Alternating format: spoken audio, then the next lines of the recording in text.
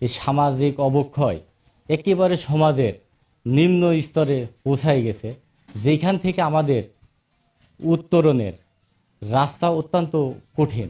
এর কারণ হচ্ছে পারিবারিক যে যে ভাই বোন, এইটা হচ্ছে গা ভাই বোনের সাথে সম্পর্কের অবনতি হচ্ছে স্বার্থের কারণে। স্বার্থের কারণে দেখা যাচ্ছে যে বংশের সাথে যে বিভাদ তৈরি হচ্ছে স্বার্থের কারণে, জমি জায়গা এসব নিয়ে দেখা যাচ্ছে ভাই বোন এর সাথে একটা সম্পর্কের অবনতি হচ্ছে, যে বোন ভাইকে ছাড় দিতে পারছে না, ভাই বোনকে ছাড় দিতে পারছে না, যার কারণে ভাই বোনের সম্পর্কের অবনতি হচ্ছে। উত্তরণের উপায় হচ্ছে কাউকে না কাউকে একটু ছাড় দিতে হবে, মানে মানসিকতা তৈরি করতে হবে ছাড়ে। একটু ছাড় দিলেই কিন্তু সবার সাথে একটু মিলে চলা সম্ভব। ছাড় যদি আমরা কেউ কাউকে না দিই, তাহলে কোনোভাবেই এই মানে সামাজিক এই অবক্ষয়টা রোধ হবে না।